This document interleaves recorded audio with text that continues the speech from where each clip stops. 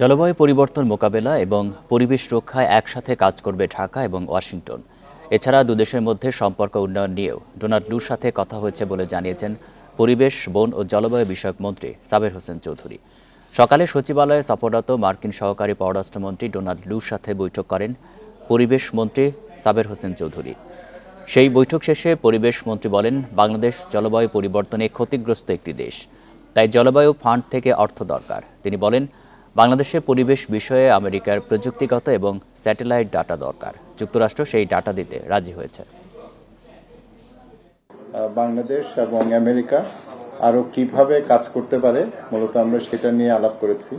যখন আমরা জলবায়ু নিয়ে কথা বলি, পরিবেশের বিষয়টা চলে আসে, পরিবেশ, বন, জীববৈচিত্র্য।